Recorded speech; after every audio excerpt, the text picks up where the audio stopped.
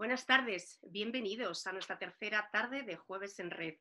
Gracias a todos los que nos acompañáis en estas charlas, que lo que quieren es compartir con vosotros una visión de nuestros proyectos desde la esencia y la historia personal de quienes trabajan en ellos. Si hace 2 semanas eran Clemente Corona y Carmelo Jordá quienes nos hablaban de las rutas turísticas por la red de juderías, la semana pasada era Alejandra Bulafia quien nos hablaba de las guías en las ciudades. Y hoy tenemos a Javier Zafra, porque las mejores historias empiezan en la cocina y hoy tenemos una excelente noticia. Nos acaba de llegar este libro, Sabores de Sefarad, y allí, entre fogones, tenemos a Javier Zafra. Javier, ¿cómo estás? Un saludo de Almería. Pues muy bien, muy contento. La verdad que Te vemos ver el muy libro. ambientado y en una cocina maravillosa. Claro, Es tu cocina y ahí trabajas, ¿no? este es mi estudio y yo digo que Ferradia tiene el Bulli Foundation y yo tengo el Zafra Foundation, que es esta cocina y mi estudio de fotografía. Lo que se cocina aquí se fotografía y después se sube a casa a comer la familia. O sea que todo se aprovecha aquí desde el estudio. Pues como decía, tengo yo esta primicia, antes que tú, de llegar en los próximos días y en breve podrá estar disponible para todo el mundo. Pero quiero compartir con todos vosotros la excelente imagen de las recetas que nos ha preparado Javier Zafra en esto.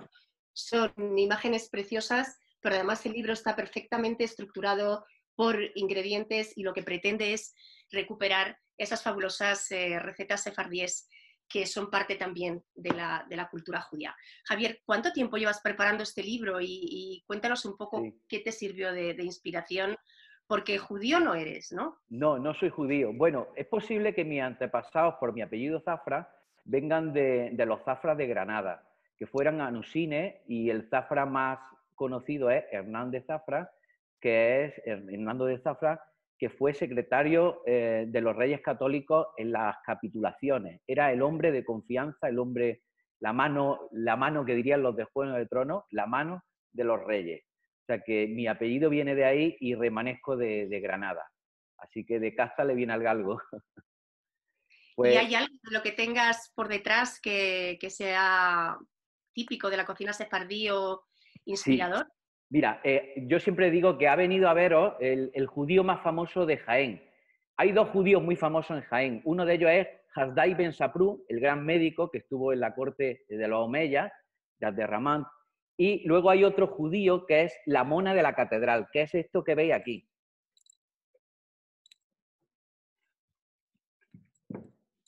La mona de la catedral, que está en el friso gótico de la catedral de Jaén, es más o menos de este tamaño que estáis viendo. Y ha sido siempre muy, como los judíos en la historia, ha sido siempre muy maltratado. Se decía que era un hechicero, se decía que era un Bajomés. Había muchas leyendas con respecto a la mona de la catedral. Y yo siempre la llevo conmigo porque yo tenía una panadería en el casco antiguo de Jaén, y porque yo soy de Jaén, aunque vivo ahora en Almería, y creé un dulce que era el turbante de la mona, y era un dulce de naranja con cabello de ángel, pues basado en un dulce que ganó un concurso en la red de juderías precisamente, de Bernardo Jurado, un dulce que hoy se comercializa en toda la red. O sea que, Muy ya bien. os digo. Y lo que veis detrás son todas las cerámicas, y ahora iré contando en la génesis del libro pues cómo lo he ido utilizando. Yo he enseñado el libro, la portada, pero coméntanos un poco el índice y Sí. cómo has querido estructurar este libro y cómo has afrontado la selección de recetas, sobre todo. Sí. Mira, en la gastronomía judía hay muchísima simbología. Es decir, casi todos los alimentos, o un gran número de alimentos, se llaman los simanín, son unos alimentos que simbolizan algo más, ¿no? Cuando se come, por ejemplo, miel y se come manzana en el Rosh Hashanah, es decir, en el Año Nuevo, lo que se intenta decir, lo que quiere expresar es el comer esos alimentos, es que haya un año dulce por delante, ¿no? Es decir, toda la simbología de la comida marca, aparte de la religión dentro de los judíos, pero marca. Y yo quería iniciar el libro con mucha simbología. Voy a ir poniendo imágenes para que se vean ¿Se ven? Sí. Se ven, se ven. Bueno, pues la simbología, la granada es, digamos, es uno de los regalos que da Dios al pueblo hebreo, y la granada simboliza, la drupa de la granada, los granitos de la granada, simbolizan los 613 mitzvot, los 613 preceptos que tiene que seguir un seguidor de la religión hebrea. Y por eso la granada es uno de los símbolos también de la fertilidad, es decir, una serie, es un simanín, es un alimento muy simbólico. Y si veis estas bandas de aquí, fijaros, esto es un taliz, o sea, representa el propio nombre, ya está en un taliz. ¿Qué es un taliz? El taliz es el manto religioso que utilizan los judíos para rezar. Y fijaros qué curioso, porque ese manto, en esta huella ausentemente presente que yo digo siempre de la gastronomía judía en nuestra cultura, ese manto no ha llegado a los panaderos, no ha llegado en forma, esto cualquiera que haya ido de una panadería lo habrá visto, este es el manto que se utiliza para que el pan fermente en él. Pues fijaros qué parecido más enorme tiene con un taliz judío. Pues así es todo lo que he ido encontrando durante este año de investigación. He ido encontrando muchísima simbología y eso es lo que quería reflejar en el libro. Es decir, el libro no podía ser solo un libro de recetas. Yo quería que fuera un libro útil, útil en el sentido de que diera esa narrativa que es necesaria muchas veces para los restaurantes, esa narrativa para las tertulias.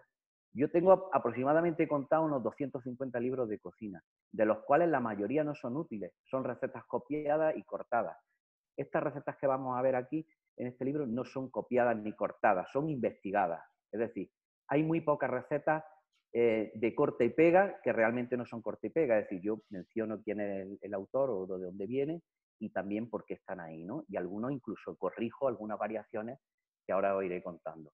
Si se puede ver aquí la estructura del libro. Inicialmente, cultura del pueblo sefardí. Era necesario contar, era muy necesario contar ¿qué es el pueblo sefardí? Es decir, ¿qué son los sefardíes? Son judíos españoles, son judíos que habían estado en Sefará. Sefará es Portugal y España, lo que entendemos la península ibérica. Por eso el libro también hace, de vez en cuando lanzo, en la búsqueda de las recetas lanzo también a la búsqueda de las recetas portuguesas. Los hermanos portugueses acogieron a muchos judíos. Es decir, después de la diáspora, después de la expulsión de 1492, la mayoría de los judíos intentaron refugiarse en Portugal, porque Portugal por aquel entonces los acogía bien. Y ahora contaré todo esto. Bueno, pues la cultura sefardí era necesario contar un poco. Son 25 o 30 páginas que nos introducen sobre la cultura, porque si no tenemos ese conocimiento, luego no vamos a entender la complejidad que tiene lo que se cocina, porque todo está marcado en el pueblo judío, al menos de este libro que es receta hasta 1492, o sea, el periodo que yo quería representar en este libro era hasta 1492. ¿Por qué? No solo porque 1492 es el año que lo cambia todo, pero no solo lo cambia para los judíos, lo cambia para el mundo, ¿no? Sí, el encontrar el nuevo mundo representa algo tan rompedor y tan nuevo que quería que fuese hasta ahí. Pero además también porque 1492 representa un montón de ingredientes que vienen después, siglos después y con el tiempo, empiezan a venir muchos ingredientes nuevos de América. Y eso distorsiona un poco el espíritu que yo quería para este libro que fuera sefará, es decir, un libro de cocina de sefará. Claro, eso empezó muy idealista, porque cuando empecé a recopilar recetas, en esa fase inicial de búsqueda de bibliografía, me di cuenta que eso era imposible. Es decir, hacer un libro de recetas de sefará puro y duro era imposible. Era imposible porque los judíos, no después de 1492, sino habían estado con muchas relaciones comerciales con todas las etnias judías, también con todas las facciones judías de todo el arco mediterráneo. Entonces, todo esto que estoy contando es para introducir que el mundo judío es mucho más complejo. Es decir, no podemos obviar que fijaros, la primera vez que se tiene constancia de un testimonio judío, es decir, algo que represente una lápida en este caso, que se encontró muy cerca de donde yo vivo aquí en Almería. Se encontró en Adra, en una colonia fenicia. Y es una lápida de una niña, Julia Salomula, que es judía de 1 año y 4 meses, y esa datación es del año 2, es decir, estamos hablando del Imperio Romano, el inicio de los romanos en la península, la Hispania romana. Desde el siglo II hasta 1492 tenemos 13 siglos de historia judía. Los judíos estaban aquí antes, mucho antes de los árabes, mucho antes de los cristianos en sí mismos. Es decir, los judíos habían entrado con los fenicios. O sea, ¿por qué entran con los fenicios los judíos? Y eso hay constancia en todos los yacimientos arqueológicos fenicios. Entran con los fenicios porque ellos eran comerciantes. Fenicia estaba al norte de Palestina, al norte de Israel, de Jerusalén, y entonces entablaban una relación comercial muy directa. Y los primeros judíos llegaron a las colonias fenicias, que podamos decir, porque se sabe antes que con carpesos también vinieron. Es decir, a lo largo de la Entonces nos historia... has dicho que los ingredientes en los que te basas son los que ya estaban aquí. No has ido incorporando todas las variantes de cocina a lo largo de la diáspora en primera instancia. ¿Cómo has seleccionado? ¿Cuál dirías que son? Porque hoy nos están escuchando gente que quiere mejorar entre fogones. ¿Cuáles dirías que son los ingredientes básicos de toda la cocina sefardí? Bueno, los ingredientes, ya os dije que inicialmente, durante el Imperio Romano, se cocinaba con unos 150 ingredientes más o menos. Con la llegada de los árabes y con la llegada por supuesto, de los botánicos y de los agrónomos árabes, se eleva, el número de especies se eleva al menos a 400. ¿Eso qué quiere decir? Empiezan a venir los árabes, con la llegada de los árabes, se empiezan a mejorar muchísimo la agricultura, lo que se llama la revolución verde. No solo porque suben las cotas, con las norias suben las cotas en los valles, se pueden empezar a cultivar, sino que las especies las mejoran. Entre ellas el olivar. El olivo que tenemos, son muchas variedades las de ahora, pero las que trajeron los árabes las trajeron por la sequía. Es decir, es un olivo originario de Túnez. Y como eso, un montón de ingredientes. Todas las frutales se mejoraron. Los fenicios trajeron, por ejemplo, la cereza, ¿no? O trajeron también, se cree que trajo el olivo. Pero los árabes lo que mejoraron fueron todas las especies. Pero además la adaptaron a todo el territorio. Es decir, no vale lo mismo, no es el mismo peral el de Andalucía que el que pueda haber en Cantabria, ¿no? Es decir, bueno, en Cantabria no, porque ahí posiblemente no tuvieran demasiado interés en llegar, pero en Castilla-La Mancha, ¿no? Entonces, al final, todas las especies fueron mejorándolas y eso nos dio un abanico impresionante de ingredientes. Es decir, aunque solo estoy usando ingredientes hasta 1492, pero no importa, tengo un abanico tremendo, se puede cocinar maravillas, que luego se perdieron muchas de ellas, ¿eh? Después de 1492, por unas razones que ahora explicaré, se perdieron. Con lo cual tenemos para cocinar 400 ingredientes. Y especias, porque los judíos hay que insertar, la cocina judía se debe de insertar siempre en la cocina, es lo que yo digo, la cocina melliza de la cocina andalusí. ¿Por qué es melliza? Porque se respetaban, es decir, en esta historia, voy a ir saltando también a la historia porque no podemos entender la cocina sin la historia. Nosotros estamos embelesados escuchándote, así que tú sigue. Pues ya os digo, la historia dice, puedo encontrar, es decir, buscando la bibliografía de dónde apoyarme, contacté, empecé a comprar libros, bibliografía de cocina puramente judía, es decir, sin más. Luego empecé a comprarlo en inglés y entonces todo lo que me viene en inglés era cocina askenazí. Pero yo inicialmente había contactado con un doctor, es decir, un historiador americano, David Gillies, porque él había escrito un gran libro que se llama Secretos y Engaños de la religión cristo-judía. Este libro, que es maravilloso, es un maravilloso libro, de verdad, de investigación. Y este libro de David, yo contacté con David personalmente. Bueno, personalmente, por correo electrónico, él me contestó y cuál mi sorpresa es que habla perfectamente castellano, que David había vivido en Almería 7 años y me dijo que él había investigado sobre los criptojudíos porque se había tenido que venir a España a buscar las actas inquisitoriales. Y ahí me abre un abanico tremendo. Es decir, todos los libros que yo tenía estaban muy contaminados con los ingredientes del Nuevo Mundo, con patata, con tomate, con pimiento, con culturas diferentes, askenazíes y tal. Pero de pronto encontré una gran fuente en las actas inquisitoriales, porque la Inquisición era sistemática a la hora de redactar todos los interrogatorios. Y en esas actas inquisitoriales hay muchísima información de qué es lo que comían los judíos. ¿Qué ocurría con esas actas, no? Las actas estaban, en cierta manera, están presionadas, lógicamente, y todo el mundo quiere librarse, ¿no? La Inquisición era sistemática, pero también, evidentemente, como todos sabemos, presionó muchísimo, es decir, con el tormento, ¿no? Y claro, no te podías fiar enteramente de las recetas. Entonces, ¿qué he ido cogiendo? Es decir, este puzzle que había que unir las recetas criptojudías, las recetas de las actas inquisitoriales, había que unir la sociedad en la que estaban inmersas los judíos sefardíes, que era la sociedad mayoritariamente andalusí, y finalmente había que unirlo con otras recetas que nos estaban llegando del Imperio Otomano, que es la parte final.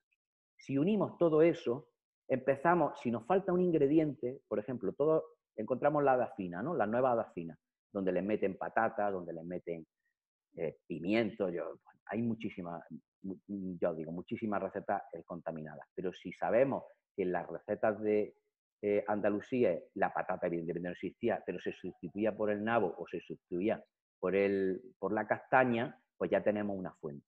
Esas fuentes son las fuentes más importantes quizás del libro, y hago mucha mención a ellas porque me tengo que apoyar en esa muleta histórica.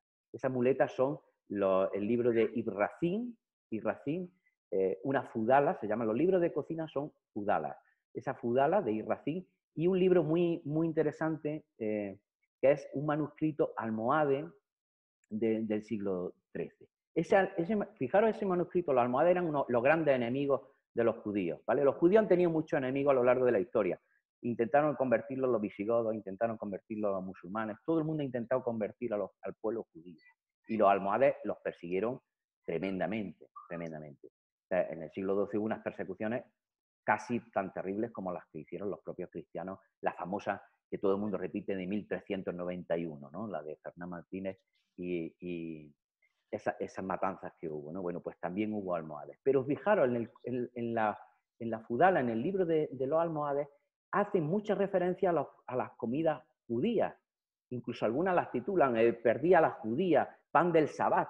Fijaros, pan del sabbat, ¿no? Y así fue como fui construyendo ese relato tan necesario para darle seriedad a las recetas, porque quería de verdad, Marta, cuando contactamos con la red de judería, quería que esto fuera una herramienta, es decir, no es un libro de cocina solo, es una herramienta para los restaurantes, para la narrativa de los chefs. Yo he trabajado mucho tiempo en cocina y los chefs, este libro está hecho también con la visión que las recetas puedan ser llevadas a la realidad. A veces hay recetas muy complejas que una cocina comercial no puede llevar, ¿no? O tiene ingredientes que no tienen sentido, ¿no? Collejas, ¿quién conoce las collejas?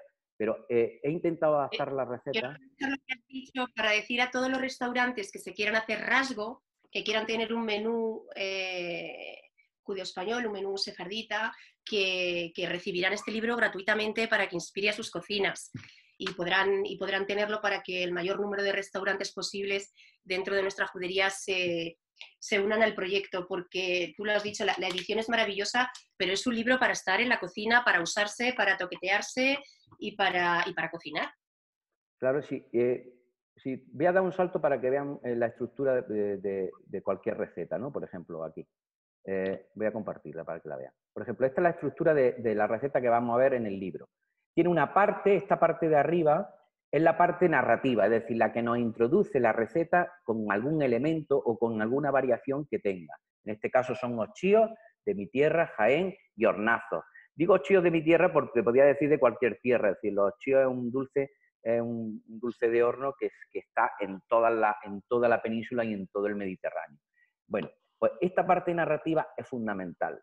Esta parte es para googlear, como yo digo. Googlear significa que ya todo el mundo lo hacemos con el móvil, ¿no? Cuando alguna referencia de esta está en cursiva, hornazos gallegos, por ejemplo, ¿no? Hay que googlearlo y buscarlo, porque vamos a encontrar mucha información, pero lo importante es tener un índice que nos va lanzando a otras fuentes de información, ¿no? Aparte de tener, pues bueno, una búsqueda de todas las recetas y variantes que hay, tanto andalusíes como en el norte, en el sur, en el Levante o en cualquier sitio donde hubo sefardíes, que fue en toda la península. Luego tenemos esta parte que es un código que he creado para ver cuál es la influencia mayor de esta receta. Esta receta, por ejemplo, en rojo es de Sefarad, es decir, es de aquí. Pero a la misma vez también tiene una influencia del norte de África, andalusí. En este caso tiene esas dos referencias. Hay algunas que tienen hasta 5, o sea, las tienen todas las referencias. Las he encontrado en todos sitios. El caso, por ejemplo, le voy a poner ahora después, de la filluela. La filluela se encuentra absolutamente en todo el arco mediterráneo. No sé si sale. Ahora la colgaré. Y bueno, luego lógicamente en la fotografía. Había que apoyarse en fotografía. Un libro de cocina tiene que apoyarse en una buena fotografía. Si no se apoya en una fotografía, me da la impresión, al menos yo que tengo muchos libros de cocina, es que alguien ha cortado y ha pegado y punto, ni siquiera la ha cocinado. Si tú has fotografiado, esto es una regla número 1 de cuando compre alguien un libro de cocina. La fotografía quiere decir que alguien se ha molestado en cocinarla, sabe si las texturas funcionan, sabe si los rellenos funcionan. Eso es fundamental para cuando compren alguien un libro de cocina. Si no, puede ser que alguien la haya cortado o la ha pegado. Yo a veces simplemente leyendo una receta digo, esto no funciona. Aquí hay algo que no va, o falta un ingrediente o tal.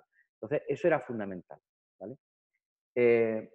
Si queréis, sigo con la estructura, ¿vale? La estructura del libro es primero esa historia, después la he estructurado en entrantes para que sea útil. Aquí lo tenéis. En entrantes, que sea útil esos mezet. Los mezet son importantísimos en el mundo judío porque los mezet son esos aperitivos del sabbat. El sabbat los judíos no pueden cocinar y como no pueden cocinar, tienen que cocinarlo todo antes el viernes, ¿vale? Y por eso los entrantes son muy importantes. Algunos de ellos, pues bueno, muy típicos, ¿no? La berenjena es la archiconocida. No he intentado que la berenjena no esté demasiado presente porque ya sabemos todos que si lo cargo, puedo hacer 100 recetas de berenjenas, pero no tendría sentido en un libro de cocina. Entonces lo he hecho lo más variado posible para que sea útil. Con respecto a las bebidas, cada sección tiene una explicación de qué son los entrantes, cómo funcionan en el mundo judío, etcétera, etcétera, ¿vale? Con respecto a las bebidas, que hay menos, pero son muy representativas. La bebida, básicamente, se considera el alcohol, es decir, el vino, no es para los musulmanes, pero sí para los judíos, es un alimento, ¿vale? También para los cristianos es un alimento. Se sabe que en la Edad Media se bebía aproximadamente por persona adulta 2 litros de vino diarios. El vino era una gran fuente también de financiación de la arca municipales, ¿no? del burgo. ¿Por qué? Porque pagaba sisa. Pero claro, qué curioso, el vino se aguaba al 50%, es decir, todo el mundo dice 2 litros de vino, todo el mundo borracho. No, se aguaba y además era un vino de pésima calidad. Pero los judíos con el vino tienen especialmente cuidado. El vino judío paga sus impuestos, etcétera, etcétera, pero los judíos solo beben vino hecho por judíos, no por gentiles. El mercado de los judíos, ellos vendían vino, podían venderlo y podían elaborarlo, pero estaba sujeto a una alta tasa de impuestos, como ahora prácticamente. Si las cosas han cambiado relativamente poco, como veremos. ¿Qué ocurría? Que las mujeres sefardíes, las cocineras, porque hombres cocineros no había. Yo soy guisandón, que es un término cocinero en ladino, ¿no? Un término que solo se utiliza para los cocineros de los barcos, no para los cocineros. El término cocinero no existe. Lo más parecido a cocinero es mamá. Mamá, cocinera y punto, ya está. O sea, pues las mujeres sefardíes eran muy inteligentes y ¿qué hacían? Como estaba penado hasta con 20 sueldos, con 200 sueldos, el elaborar vino en casa, ellas se buscaron una estrategia. ¿Y qué estrategia se buscaron? Hacían algo que no es vino, porque el vino solo puede salir de la uva, y hacían vino con la granada. Fijaros, hemos empezado hablando de la granada en el inicio del libro, en la portada, y la granada para mí ha sido lo que llaman ahora los pedantes, ¿no? Una serendipia, es decir, una constante creación de productos a raíz de la granada. Yo nunca hubiera pensado la granada de mi huerto que yo tengo un huerto en Jaén, y las granadas de mi huerto no las cogía nunca. Yo no sabía qué hacer con la granada, a mí no me gustaba porque la fruta era desagradable, no, el hecho de la semilla. Y de pronto he descubierto que con la granada se hace vino, pero también se hace vinagre, pero también se hace anardana. La anardana es la drupa de la granada seca. Os la voy a enseñar. Esto que veis aquí, esto es anardana. Son drupas de granada seca. Y también se hace con la granada, se hace un sirope. El sirope más mágico que he visto yo en el mundo de la cocina. Ya quisieran algunos estrellas Michelin hacer siropes como el que os voy a enseñar. Esto se hace con la granada, lo que vais a ver ahora. Esto no está trucado, es decir, esto no es Photoshop ni en nada, esto es luz natural y una foto, ¿vale? Bueno, pues esta miel se hace con granada, con zumo de granada. Hay que estrujarla de una forma determinada con las manos, hay que hervirla a fuego muy lento, y hasta yo conseguir esta foto, hasta yo conseguir esta miel, tuvieron que pasar 3 intentos. Y aquí voy a enlazar con el I+D.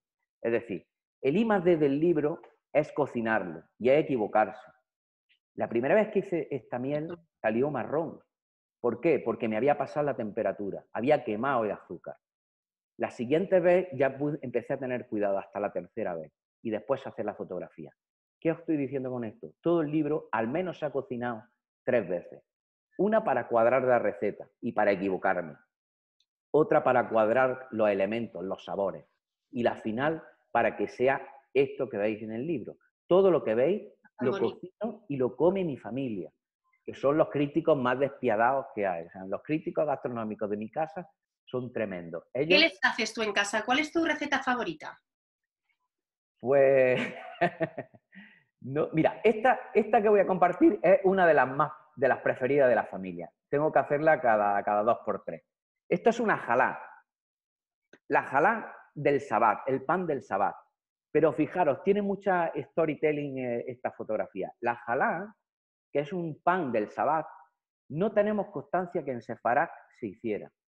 Esto es muy curioso. Todo el mundo piensa el pan del sabbat, trenzado, es un pan, pero en las actas inquisitoriales, me decía David Gillies, que en las actas inquisitoriales, si yo había encontrado alguna referencia a la jalá, solo hay una en la que se hace referencia a un pan retorcido, que no trenzado.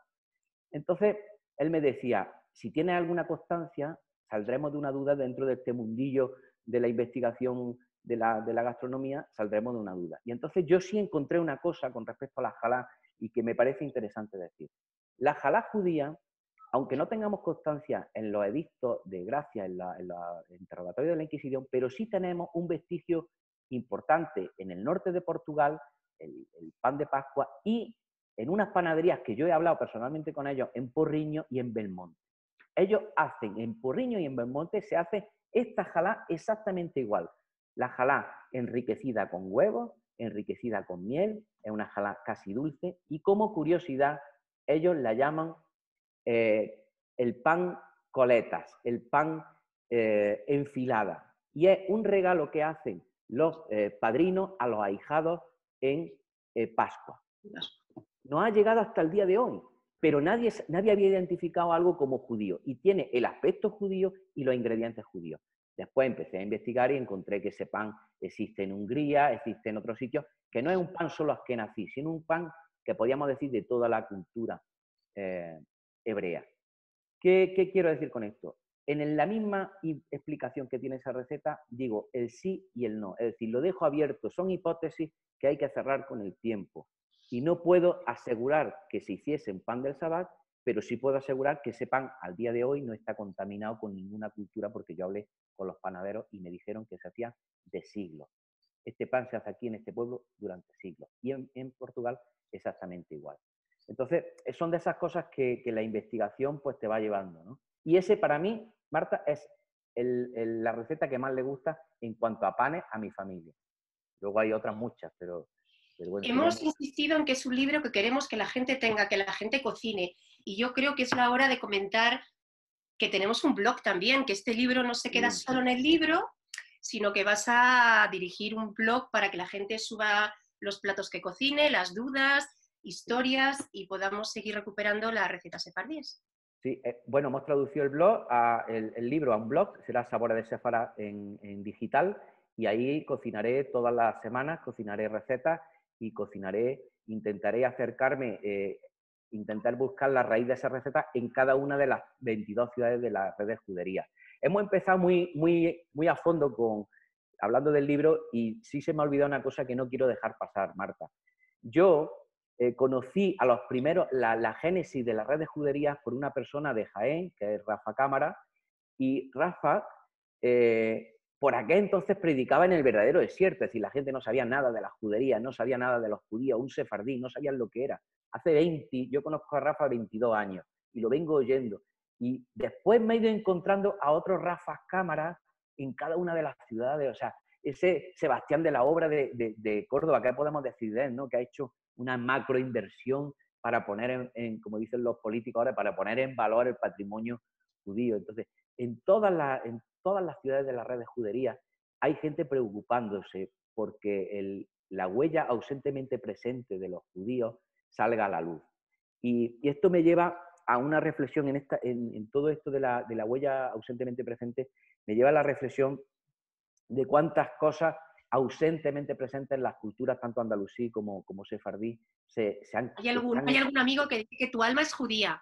Aprovecho para decir que el que le quiera preguntar algo a Javier, yo tengo un ojo en lo que nos está contando y otro aquí en los comentarios de Facebook por si te tengo que trasladar alguna pregunta. Que tu alma Sí, es judía, no sé cuánto has investigado de eso. pero no solo yo, sino muchos españoles. Mira, fijaros si está oculto la huella sefardí, la huella judía en los españoles.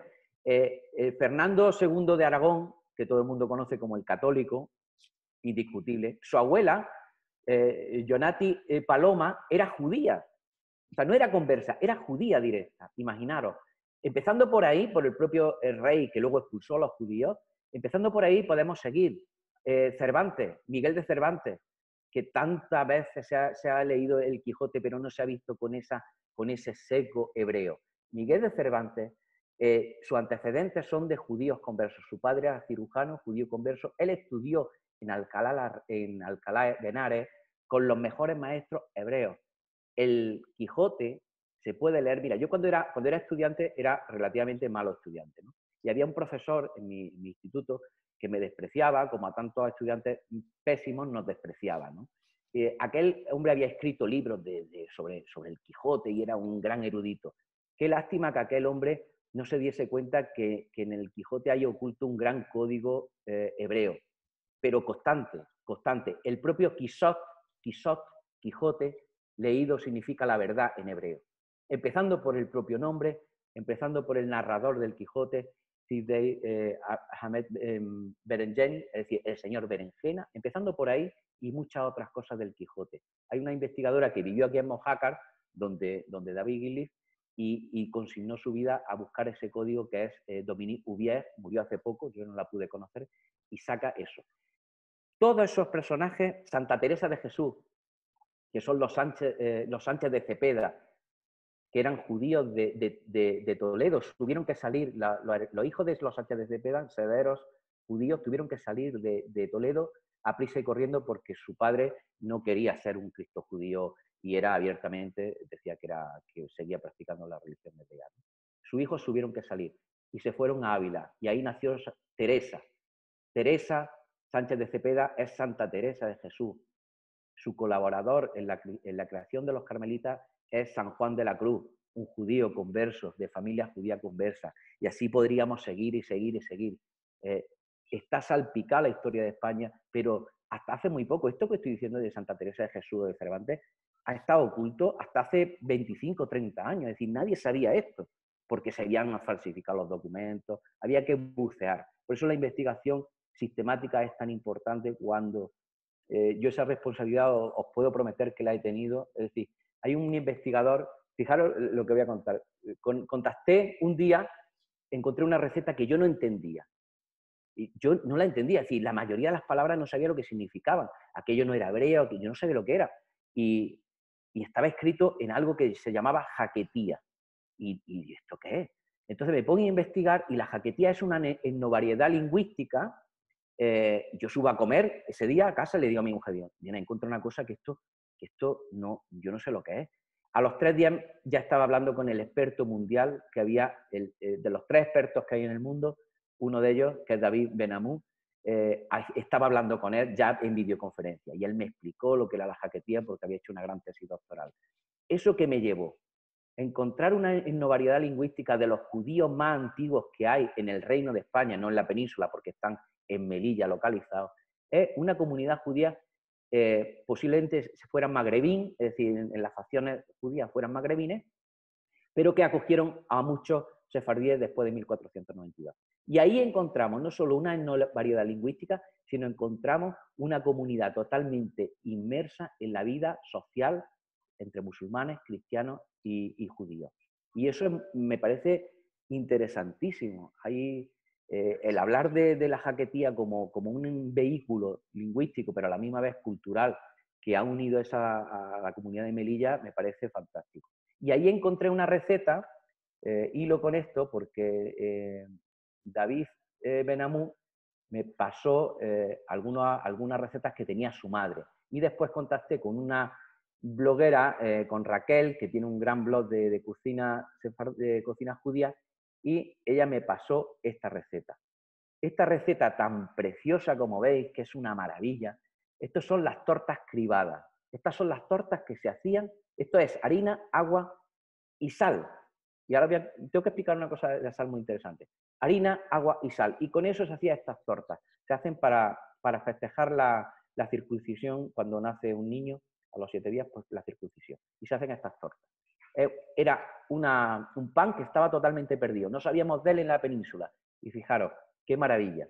Lo hice en un taller con... Parece difícil hacer, no es difícil. Lo hice en un taller con unos alumnos y fue una sensación. O sea, la sensación de crear con tus manos, con harina, sal y agua, con crear eso, Y, era magnífico. Javier, hablando de la influencia geográfica, y porque queremos que se sumen muchos restaurantes de las diferentes ciudades de la red, ¿realmente se puede distinguir bien?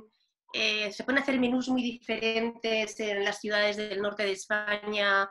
Porque tú estarás muy influenciada por tu área geográfica, pero has tenido que investigar mucho para ver si había recetas muy gallegas o leonesas o del norte de España Sí, bueno, más he tenido que ahondar características. he tenido que ahondar en los recetarios tradicionarios. Es decir, yo he bebido de varias fuentes, de la bibliográfica, de las criptojudías y, por supuesto, de la cocina tradicional española, porque es fundamental. Es decir, y todas las recetas han ido variando. Luego hay unas recetas muy interesantes de las recetas conventuales, de las órdenes religiosas. Y ahí podíamos englobar casi toda la pastelería, toda la dulcería que se llama.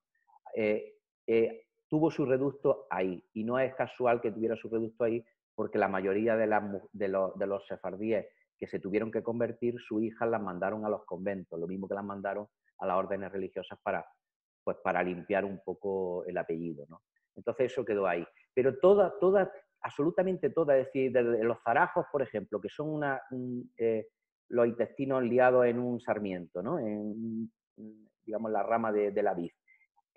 Fritos de Aragón, los encuentro, esa misma receta, digo que es sefardí, claro que sí, porque la encuentro en Georgia también. O sea, por ejemplo, os voy a contar la génesis de una receta, por ejemplo, las filluelas, ¿no? Las filluelas sabemos que son, por Ana Bensadón, la magnífica cocina de sefardí, sabemos que son sefardíes, que se cocinaban en el norte de África, en Marruecos, en Túnez, pero no teníamos una constancia directa de si se cocinaban aquí en España, ¿no? Porque no han quedado libros de cocina originales sefardí, no han quedado. Eso era tradición oral, cómo se transmitía la cocina. Sin embargo, tenemos orelletas, que son muy parecidas a las filluelas. Tenemos sansanticos, que son hojuelas en aragonés. Y de pronto empieza a encontrar la misma filluela, fijaros, la empieza a encontrar en Marsella, en Italia, la sigo hasta los Balcanes, en la isla, en Rodas, en Azerbaiyán, en Georgia. Las burbusellas georgianas son exactamente iguales que las filluelas. Entonces, después bajo por Siria, llego hasta Egipto, hasta Túnez, y todas es la misma receta, filluela, se llama de forma diferente, pero es la misma forma que ya sabéis, que ahora pondré una foto, que es la tradicional redonda, ¿no? Y frita. Es un dulce, lo que llaman frutas de sartén. Así que, La contestando verdad tu que pregunta... las fotos son impresionantes, lo está todo el mundo diciendo en el Facebook, pero creo que es un libro que invita a cocinar, que es lo que pretendíamos, ¿no? Porque las tradiciones se recuperan en los libros, pero se recuperan en los fogones y, y ahí vamos a buscar cocinillas que nos suban sus experiencias al blog y Claro, que compartan tus recetas. ¿Qué sí, más nos cuentas? ¿Qué anécdotas nos puedes sí. contar? ¿Te has bloqueado en algún momento? ¿Hay algún ingrediente que no te guste?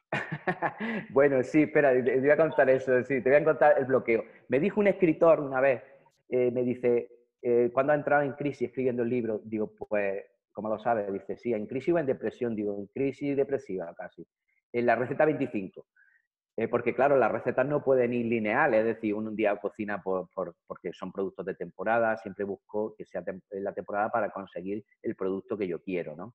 Entonces, y para no cometer las atrocidades que muchas veces se ven, es decir, tú no puedes cocinar un producto que es de septiembre con un producto de enero, tú no puedes juntar esos productos, eso es un error, una anacronía gastronómicamente hablando, con lo cual eso también me induce, cuando ves una receta, te das cuenta que esa receta no es auténtica. Eso es lo que yo llamo una arguiñonada. Arguiñano, que lo quiero un montón y le mando desde aquí un abrazo. Yo aprendí a cocinar con arguiñano en la televisión y os puedo decir que hay mucha arguiñanada. Es decir, hay que buscar la génesis de la receta y hay mucha gente que mete cosas que no son. La receta hay que respetarla, hay que tener... Luego se pueden evolucionar, lo que llaman los chefs, que ahora ya en este país ya no hay nada más que chefs, ya no hay cocineros, parece ser. Pues los chefs hablan de la génesis de la receta, de hacer recetas de autor, ¿no? Pues tú haz todas las recetas de autor, pero luego no las machaques con la receta tradicional. O sea, tú básate en lo que quieras. En Madrid Fusión, este año había mucho storytelling, había mucho cocinero, muchos chefs internacionales hablando de su abuelita, de su tribu, o sea, de su tribu, de su pueblo, de tal, y ese storytelling es muy interesante. Y luego, en base a eso, ellos cogían y hacían una creación. Y eso es lo que hay que hacer, crear, pero siempre en base, o si lo haces, que digas por lo menos de dónde viene la receta. Fíjate, te voy a contar una cosa en esa crisis que te he dicho. En la receta 25 yo llegué a la crisis. Yo dije, estoy haciendo un Bueno, la libro. receta 25. Sí, no en la número 20. Ah, porque digo, esta la sé No. hacer hasta yo, que no entraba en una cocina nunca. Berenjenas con melaza. Yo voy a entrar a las cocinas de tu mano. Ahí. Berenjenas con melaza yo me veo capaz de hacerla. Sí, sí, esa es No, esta fácil, está, ¿no? esa es un homenaje a Córdoba. Pero fíjate, arriba hay variantes ya que empiezan a complicarse. En base a esas recetas se pueden hacer muchas más. Yo cuando entré, digo en la 25, cuando llevaba 25 hechas, ¿no? De fotografía y tal. Ah, Yo me di cuenta que el nivel del libro era un nivel, el nivel de la complejidad, gastronómicamente hablando, era bajo. Yo dije, no sé, como tú acabas de decir, ¿no? Si esto lo puede hacer cualquiera, esto. Pero, y yo recuerdo aquel día agobiado, yo dije, yo no sé si esto va a ser útil, ¿no? Yo tengo que darle una vuelta a esto, porque además venía de Madrid Fusión, venía como muy influenciado con las grandes recetas, y yo dije, esto le voy, pero claro, perdí el espíritu que yo no quería perder del libro. Y me acuerdo que me fui a una aldea, en Almería hay una aldea muy perdida que se llama Puerto Carrero, que está abandonada desde los años 20, ¿vale? Allí no vive nadie. En aquella aldea que me encontré yo a hacer fotografía, es una aldea de piedra, no hay nada. Las casas están intactas, pero son todas de piedra. Allí no hay uralitas, ni hay tejas, ni hay nada. Es todo lo que da la naturaleza. Y me cayó una tormenta tremenda y me tuve que meter en una casa de aquella. Y ahí fue cuando me di cuenta de que en la Edad Media no se cocinaba, no se puede acercar nada, ni en los sabores, ni en nada absolutamente, porque en la Edad Media había un ingrediente que hoy pues no tenemos, que es la penuria absoluta de no tener nada. Es decir, en aquel paraje, allí no había nada, allí había 4 espárragos, 2 cabras y una huertecica de 10 metros cuadrados. Entonces, tú ves aquella aldea y dices, entonces yo me subí depresivo diciendo, estoy haciendo un libro demasiado simple. Y cuando me bajé dije, me parece que estoy haciendo un libro demasiado complejo. O sea, que cambió todo. Sí es cierto que después, pues claro, he ido enriqueciendo el libro con muchas cosas que en el camino de la investigación, ha sido un año y medio, ¿eh? Un año y medio, hoy lo he calculado que no lo tenía muy claro, un año y medio en hacer hay 150 recetas en el libro. Yo quería decir que ¿cuántas más o menos había? Sí, hay fotografiadas y con ingredientes hechos por mí y testadas, hay 73. Y luego hay, al menos cada receta incluye otras 2 recetas, una o 2, con variantes basadas no solo en la cocina sefardí, sino andalusí, para que se vea cuál es la analogía y cuáles son las diferencias culturales.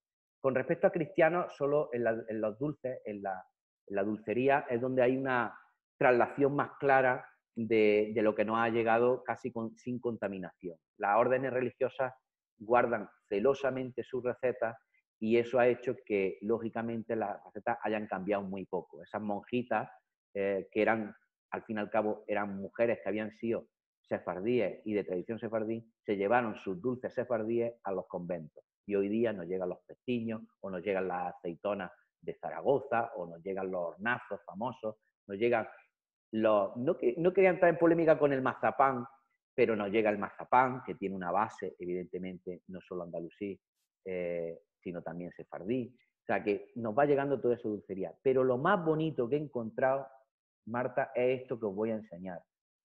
He encontrado esta maravilla. Esto se llama flaón. Gracias a una amiga, que ahora es amiga, que yo por aquel entonces no la conocía. Ella tiene un magnífico blog, se llama Rosa Rocker, y un blog en Menorca. Ella me mandó, porque ella hacía este tipo de flaón. Son una especie, esto se le llama, para los sefardíes no son empanadillas, se llaman tapadas, ¿vale? Pero estas son tapadas que están abiertas, es decir, son tapadas diferentes. Esta apertura que veis aquí se hace con esto que es un troquel, ¿vale?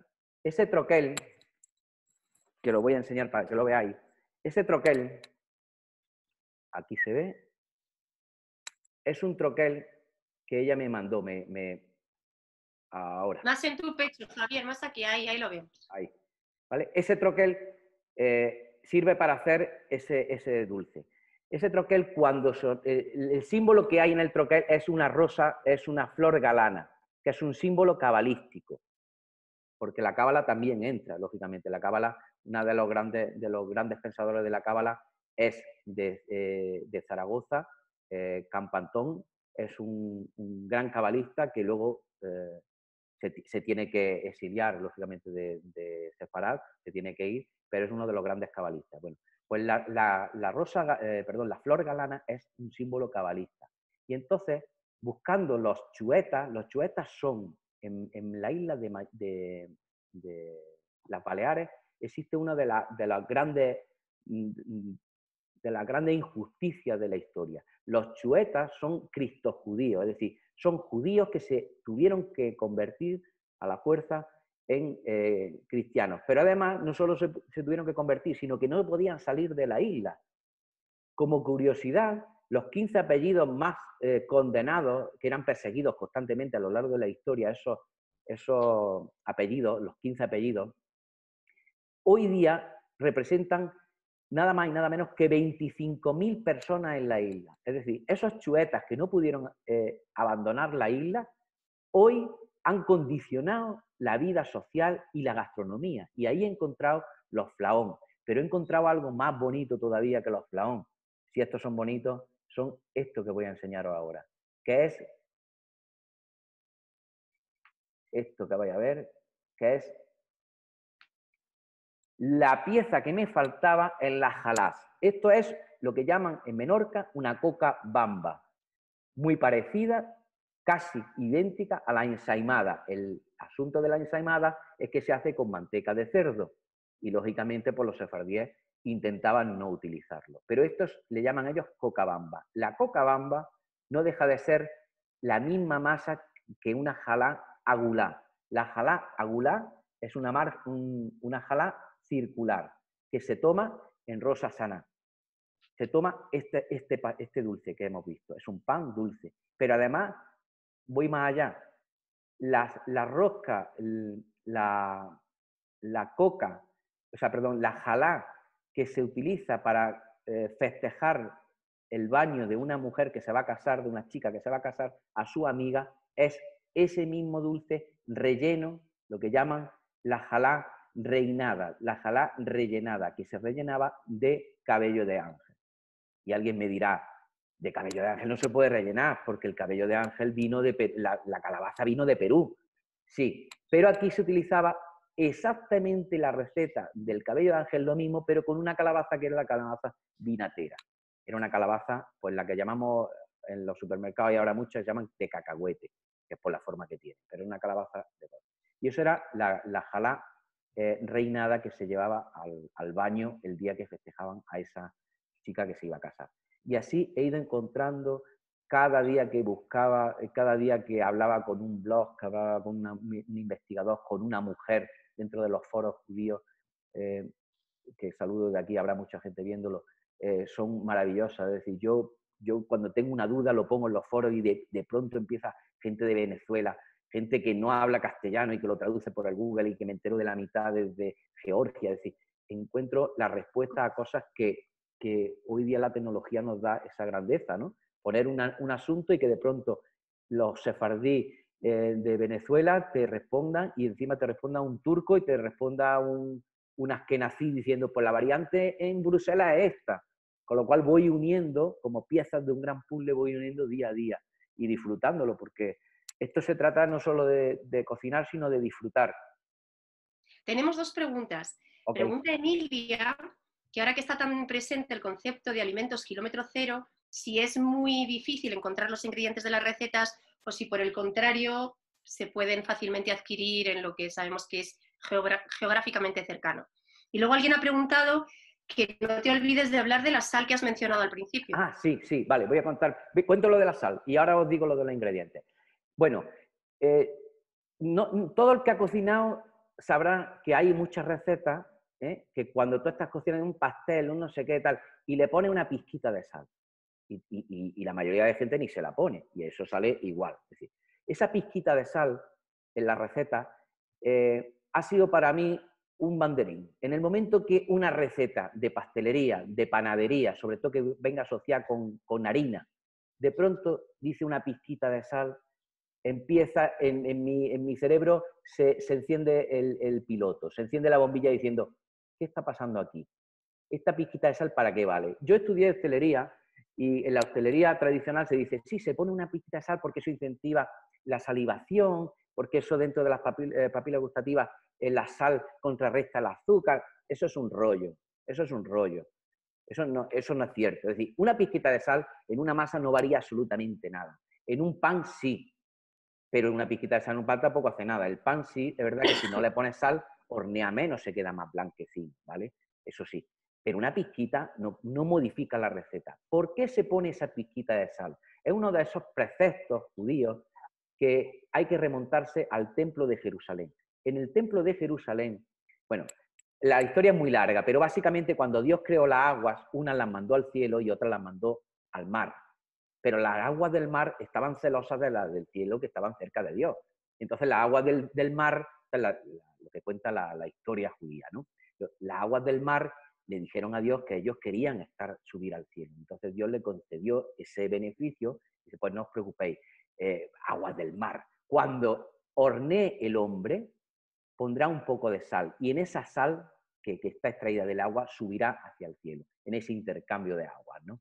Bueno, eso en la pastelería es una constante, es decir, esa pizquita de sal es como la jalá, jalá es trozo. Cuando se hace una jalá, se coge un trozo y se echa al fuego, ¿no? Pues la sal que se derrama en cualquier ofrenda en el templo, se derramaba cualquier ofrenda en el templo, la sal es fundamental para el pueblo judío. Encima de una mesa sefardí, lo primero que ponen es la sal. En el Pesaj, los alimentos de la noche del Seder de Pesaj se mojan en sal, porque la sal también recuerda no solo este hecho, sino también recuerda las lágrimas, el agua salada, las lágrimas del pueblo judío. Una vez más, simbología constante en todo lo que come el pueblo judío. El pueblo judío, la mesa para el pueblo judío en general, la mesa es la traslación del altar al ámbito doméstico. Por eso cuando se reza O sea, cuando se pone en vianda encima de una mesa, se festeja, se reza a Dios, se da gracia de que estén todos los familiares allí juntos. Es una constante, tanto al principio como al final, o sea, con un ritual constante, porque hay que agradecer, ¿no? Entonces, esa simbología no se lleva solo al rezo, sino también a lo que se elabora. Con respecto a la otra pregunta, si se puede cocinar con los ingredientes, por supuesto que sí. ¿Por qué? Si hay alguna receta, yo doy las variantes, pero si por ejemplo alguna receta tuviera que llevar colleja, la olla podrida famosa de castellana, olla poderida o de poder, que es la adafina judía, se hacía, se hacía con muchas cosas, pero se le ponía colleja. Y las collejas, por ejemplo, no las podemos encontrar si no son silvestres. Yo, en este año y medio, que no he estado solo investigando esto, sino estuve con una cocinera, con Yolanda García, una amiga y cocinera, investigando sobre mala hierba.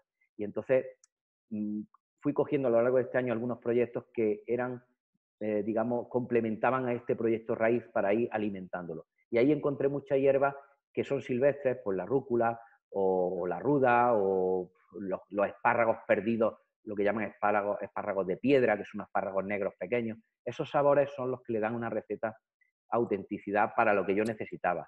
Yo la he traducido en el libro, no lo he tocado, es decir, no he falseado, pero sí que es verdad que doy alternativas para que sean pues, más fáciles de poder cocinar, ¿no? O sea que eso sí lo he tenido muy en cuenta. Javier, llevamos casi una hora hablando, que se nos ha pasado muy rápido. A la gente le habíamos prometido no quitarle mucho más de una hora, pero yo sí que quería comentar dos cosas. Sí. La primera es darle las gracias a una persona que admiramos los dos, que es Luis Bassat, que ha accedido a firmar pues una carta de presentación del libro que es personalísima, que habla de las recetas sefardíes de su familia y que además hace una mención histórica a la expulsión de 1492, porque es un poco donde comienza todo el mundo sefardí de la diáspora y donde empieza a tener sentido el concepto de sefarad. ¿Y qué nos puedes contar? Que yo creo que coincidimos un día hablando de él. Yo tengo la suerte de haber podido viajar con Luis, de haber presentado para la red de juderías su libro El regreso de los Bassat, donde él hace un recorrido en busca de sus raíces judías. Y bueno, yo lo considero un buen amigo, pero es que además le admiramos los dos muchísimo y creo que es una de las grandes sorpresas que también tiene este libro, Sí. que muestra también el apoyo que, bueno, pues que todos los que formamos esta familia sefardí, pues tenemos a este proyecto, ¿no? Vamos, yo lo digo, en este pastel, para mí el libro, que lo tienes tú delante ahí, ¿qué te he preguntado lo Lo estoy primero? tocando que no puedo dejar de... ¿A qué huele? Te he dicho, ¿a qué huele el libro, no? Yo creo Porque, que huele a aceite de oliva, pero es por tu inspiración. Bueno, pues cuando tú me dijiste que Luis había cedido a hacer el prólogo, era como la guinda de un pastel. Te lo digo de verdad, Marta, esto no es marketing ni es nada. Es una satisfacción para mí que Costó Luis lo poco, haya... ¿eh? Costó Costó muy poco. poquito porque, Es bueno, facilón. todos vimos en este libro pues la esencia de lo que queremos que represente un libro que destaque no solo la receta, sino toda la historia que está detrás. Pues yo a Luis, ya te digo, lo aprecio porque había estudiado. Yo estudié marketing político y dentro de la sección de marketing político, él es el paradigma de la publicidad desde el punto de vista de Barcelona, de Barcelona 92, 1992, de cómo una ciudad hay que proyectarla al mundo, ¿no? Y cómo él supo no solo hacer eso, sino además que la gente se lo creyese, es decir, con una fundamental participación de la ciudad y de toda la comunidad catalana, ¿no? Entonces, eso para mí, que lo tengo, créetelo, cuando yo empiezo los proyectos, lo primero, tengo todos sus libros, menos ese último, que no lo tengo, pero todos sus libros. Y cuando empiezo, tengo algunas páginas señaladas, lo tengo súper trillado. El día que lo conozca me lo tiene que firmar y se dará cuenta. Yo antes de empezar un proyecto me releo esas páginas porque son fundamentales para iniciar, para no perder la esencia de lo que tiene que ser un proyecto. Y las tengo, de verdad, señaladas porque siempre cualquier proyecto que inicie, empresarial, lo que sea, las leo. Y ya te digo, cuando me diste esa noticia, bueno, magnífico. De hecho, tengo una sorpresa para él porque he introducido en la receta de berenjena de Estrella Taramato, que es una mujer de las coplas sefardíes de berenjena, he introducido la variante que él dice. que es la variante de su familia, de la familia Basal, que es simplemente berenjena asada, escalivada, con un poquito de aceite de oliva y sal. Y os puedo decir que eso es el precursor sin ajo ni nada, es el precursor del baba ganús. Es decir, muchas de estas recetas la gente le va a sonar. El baba ganús es una receta que hoy día está muy de moda, o el falafel, o el hummus, o el ajo blanco. Todas esas recetas tienen una base judía, todas. Pero además está documentada. No es que lo diga yo porque quiero, sino porque está documentada. Así que... Javier, muchísimas gracias. Hemos disfrutado muchísimo con todo tu conocimiento y como queremos seguir disfrutando de ti y en la red de juderías no hacemos proyectos sin alma, vamos a contar contigo y con un blog especialísimo de sabores de Sefarad que muy pronto estará accesible en la web de redjuderías.org. En esa web tenemos los diarios de viaje con las experiencias de los periodistas recorriendo juderías. Tenemos las guías turísticas de la red de juderías de Alejandra Bulafia, que nos presentó el jueves pasado, y tendremos muy pronto este libro maravilloso. También os informaremos de la llegada del blog y nada más. Gracias a todos por compartir esta tarde del jueves con nosotros. Gracias. Javier, yo también lo quiero firmado. Claro, claro. Ese libro, yo ya lo he dicho, solo lo firmaré cuando lo vea manchado de aceite y cuando vea que está trabajado. Si no, no lo firmo. Así que pues hay se lo dejaré un verano a mi madre, se lo dejo un verano a mi madre y luego me lo firmas. No, tienes que confesarme que ya seguro que ha hecho alguna receta, seguro. Me animaré seguro. Un abrazo a todos. Muchísimas gracias. Gracias.